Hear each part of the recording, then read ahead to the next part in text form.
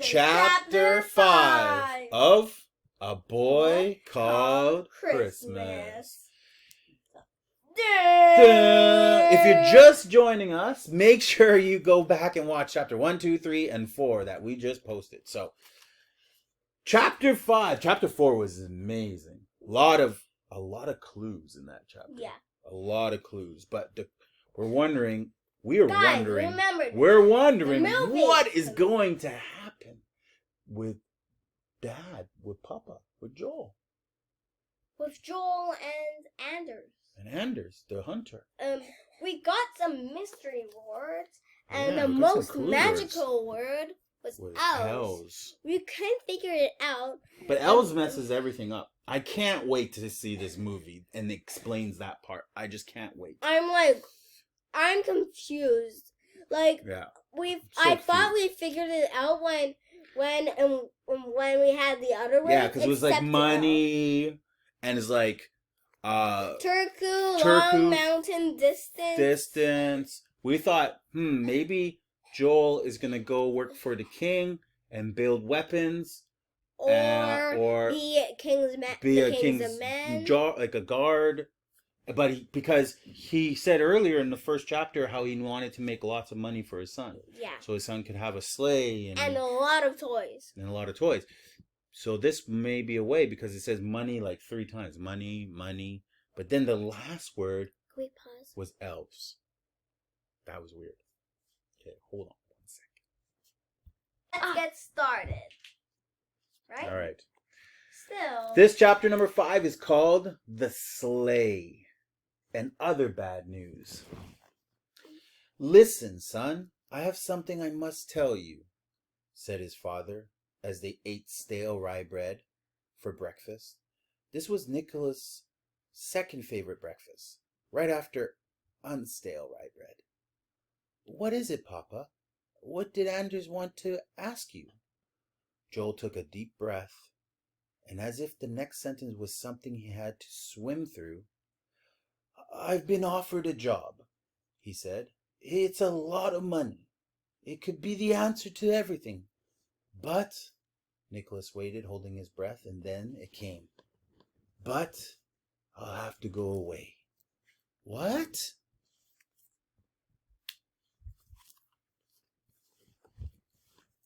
So where were you? I hear what? Don't worry. It won't be a long time. Only 2 months. 2 months? Joe had a bit of think free at the most. That sounded like forever. What kind of job takes 3 months? It's an expedition. A group of men are heading to far north. They want to find Elfhelm. Ooh, that's Nicholas could hardly believe that he was hearing. His mind was spinning with excitement.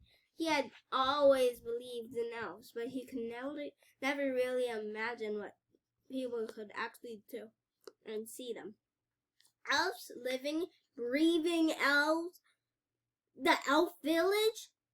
His father nodded. The kings said there's a reward for anyone who finds the proof of elf visit. 12,000 rubles. What? Between 7 men. That's over 3,000 each. I don't think it is, said Nicholas. We'd never ever have to worry about money again. Wow, can I come? I can spot a mushroom from a mile away, even in the snow. I'll be really, really useful.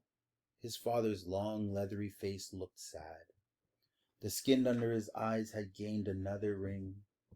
His eyebrows were sliding apart, caterpillars falling out of love. It's like, aww. Even his dirty old red hat seemed floppier and sadder than usual. Okay, let's take a look here. That's kind of the money at the time. That's George Washington. Is it? Yeah. It's the photo right there. Over. Down.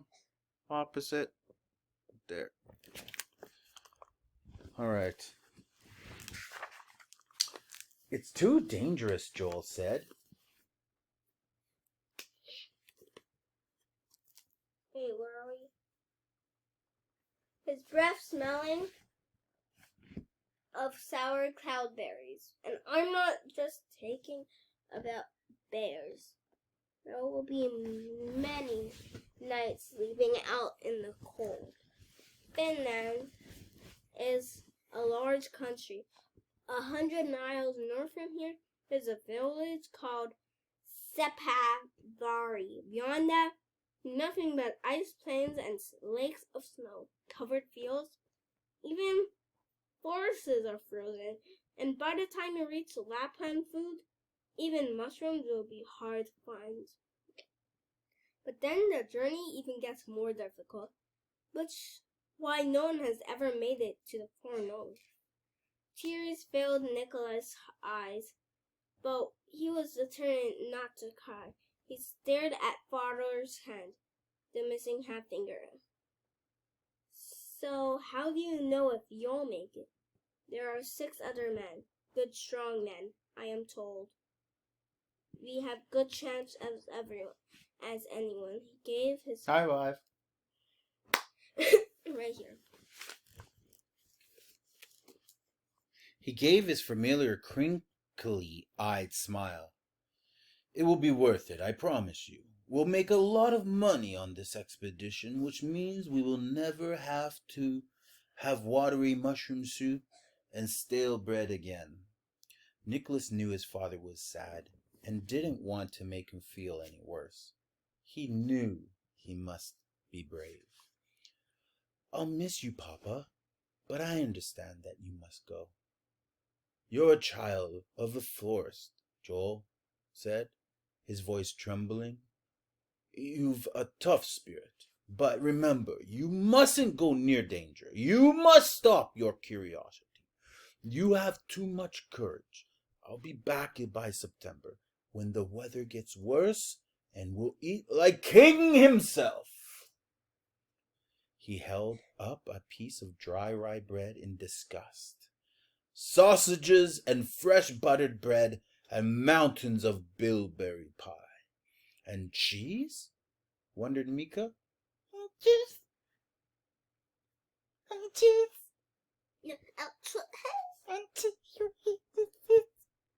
Wondered Mika, but no one heard.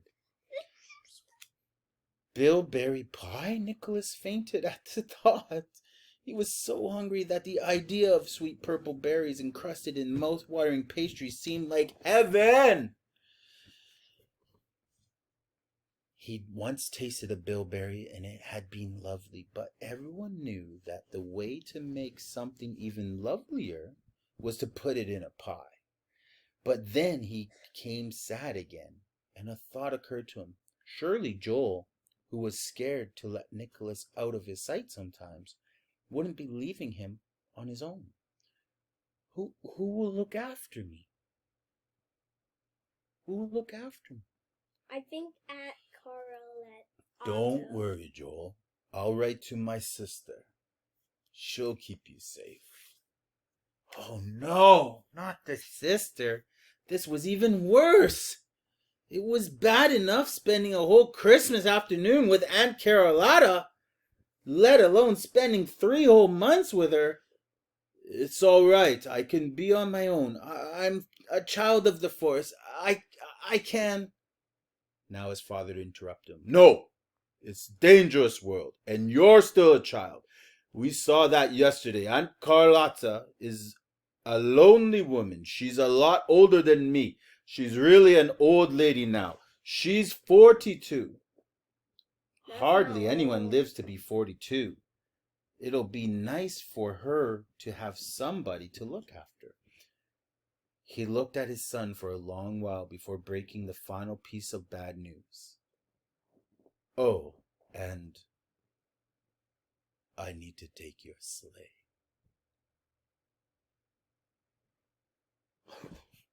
Anders thought it would be useful to hold our supplies. And anyway, it is summer. The snow is too thin on the ground around here. Nicholas nodded. He could not think of an answer. You'll still have your turnip doll. So now he's left with just one present that he's ever received, a turnip doll. Joel pointed to the sad-looking turnip with a face covered in that was sitting by Nicholas's bed. Yes, said Nicholas. He supposed that turnip dolls go. It was very nice one. Wait, I just want to say something. Yeah. What does the turnip doll look like? Well, have you ever seen a turnip before? No. A turnip kind of looks like a big version of a radish. Have you seen a radish before? Yes. Kind of looks like a big version of a radish. I only see like this big. Yeah, the radish. big version of it. So his mom must have carved it and made it look like a doll. It basically looks like Shopkins with faces. You know those. Shopkins always have faces. Yeah. I think it's like one of those. Yeah. I would imagine a little version of a scarecrow, but made from a turnip. Like poking arms in it. It's like, ah. Like. Yeah. I can't wait to watch the show and see what the turnip doll looks like on Netflix. Yeah, I want to see what the Mika nibbles. Okay, here we go. That's Joel taking off with the sleigh. And is that that's Joel because he got the axe. That's me giving a Christmas present and then taking it back. And then taking it's like it in back. Spy Kids all the time in the world. Someone gives the main character a necklace, but then she needs to take it back. Maybe it was the best doll made out of a rotten, stinking turnip in the whole of Finland. That's true. I still have that. High five. And so, 10 days later, on a cold but sunny morning, Nicholas watched his father leave. Joel was wearing his red hat, carrying his axe on his back, and dragging the wooden sleigh behind him. He headed off under a pink sky, through the tall pine trees, to meet the other men and Christine and Cowpunky. So then after that, the really bad things started to happen. Mm-hmm. Even at a No. You never high-fived me. Oh, they arrived. The next one, we'll see next time. So, what do you think about that chapter? There was a lot of surprises in that chapter. I have a question. A lot of reveals. What does the turnip doll look like? That's my real question. That's your question? Yeah. After all that chapter, his dad left him with his sister, and all you care about is the turnip doll? And what does Aunt Carlotta look like? She's 42. Is she like... Well, he's a lot older than Joel. She's 42. Carlotta is 42. And she's old. That's considered old during this time. The sleigh, he took the sleigh and left. He's left his son with Carlotta.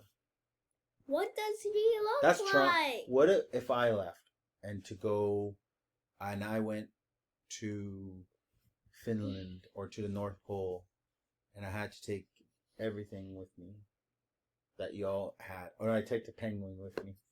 No. Yeah, and then but you can't get mad at me because you just know, because you know that you have to believe in me. I feel like I'll leave it. You'll feel sad? No. I feel worried that you'll just